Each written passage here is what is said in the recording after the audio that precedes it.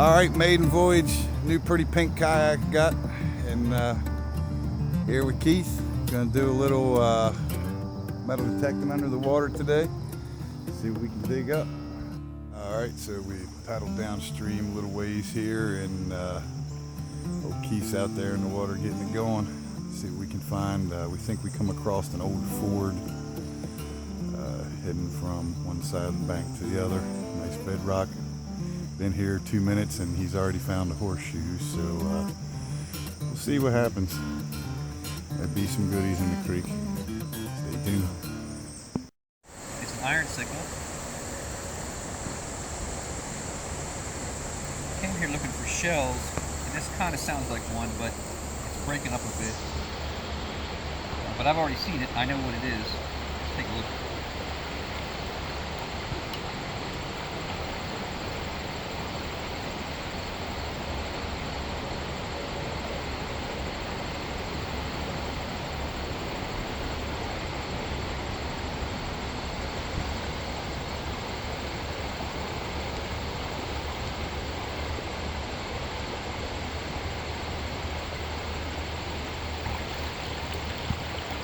That is a musket barrel. I wasn't expecting to find this here. Try that again. That's a musket barrel. I was not expecting to find this here. I was looking for artillery. I didn't think there was going to be anything like this in the water. That's a complete musket barrel. I found a few broken ones, but no complete ones, so this is the first for me. There's where the sling was attached so the soldier could carry it. There's a tang where it attaches to the stock. Very nice. So now we're hoping that there's 4 or 5 more of these here, and we're going to start looking right now. All right, so Keith and I are out on the creek today. We're gonna do a little bit of water digging here.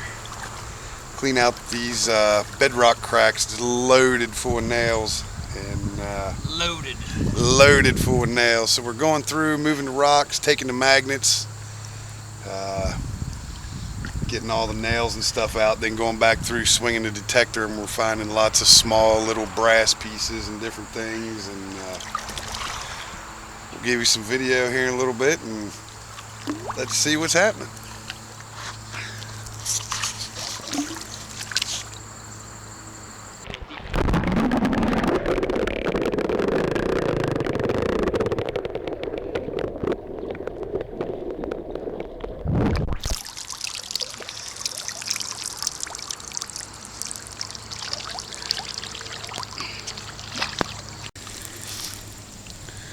So what you got there, brother? It's a modern quarter. A quarter? Yeah. Thought I had something good there. We might want to put that back. Why is that? The old ghost story of the river race. Uh-huh. The old story goes that there was a canoe race through here. Okay. And a little boy come out with his metal detector and he found this quarter. And this spirit voice opened up across the river and it said, "I'm the ghost of river race, put that quarter back in its place." So the little boy got scared and he threw the quarter down, ran in the house and got his dad. His dad come out with the metal detector. He found the quarter, put it and picked it up, and the spirit voice come over and said, "I'm the ghost of river race, put that quarter back in its place." He says, "I'm the tail of Davy Crockett, I just put that quarter in my pocket." Boo. I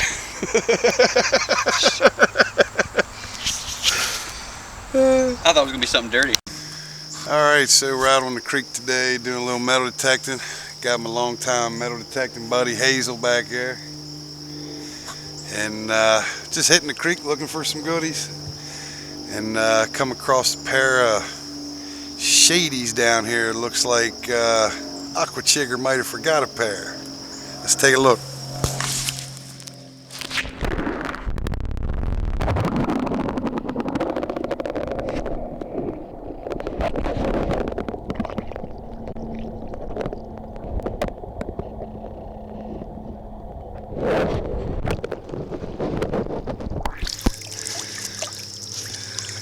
Yeah. Not too sure what they are. Junk.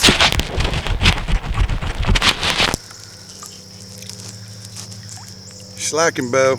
We're gonna catch up.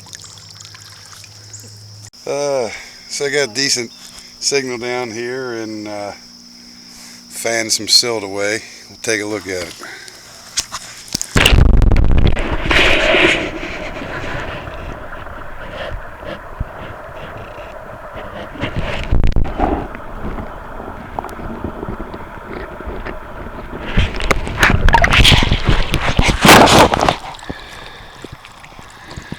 I think somebody had a bad day. We got Food Line MVP with a barcode, so may be able to get these back to the owner and hopefully make the day better.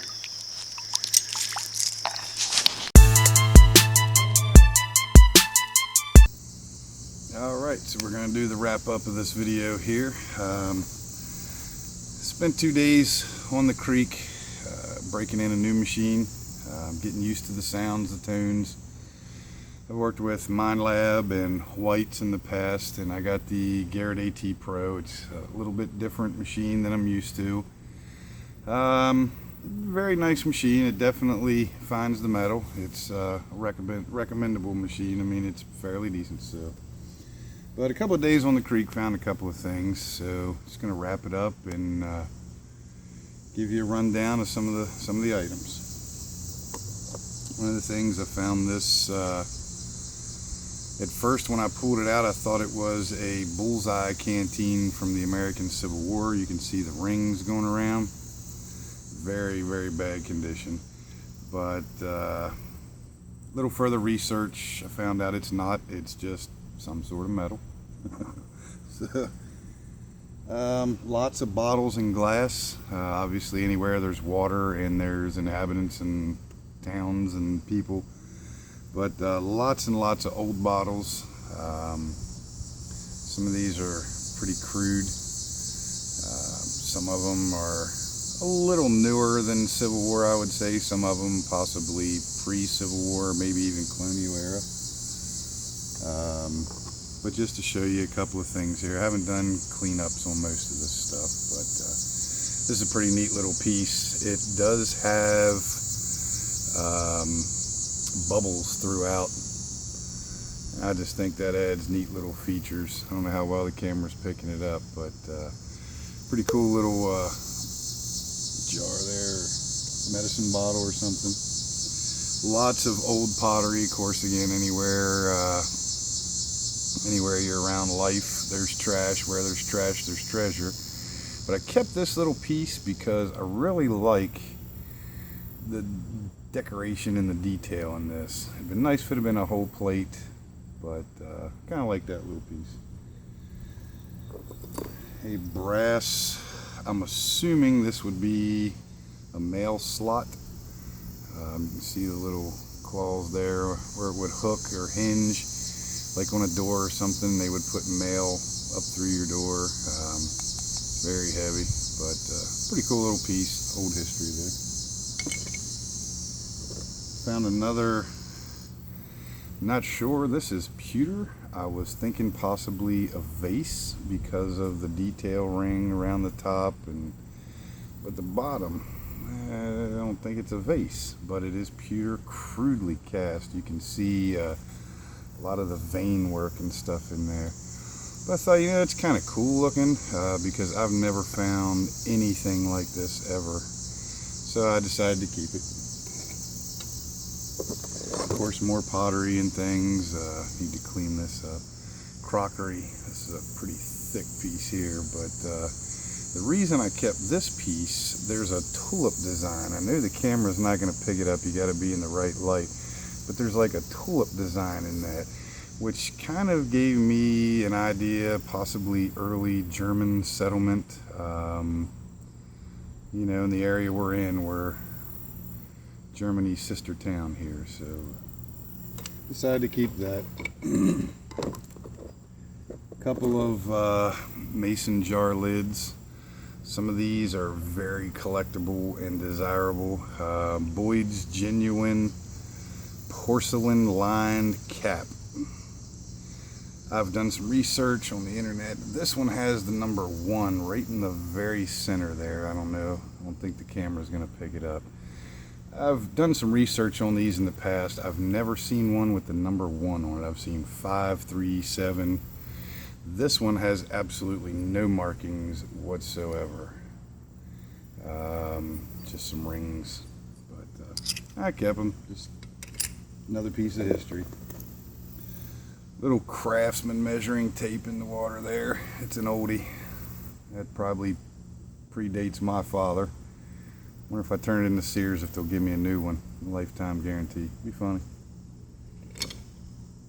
And also where we were at, we found some telegraph insulators. And again, these are pretty collectible, desirable. This one, however, has absolutely no markings whatsoever.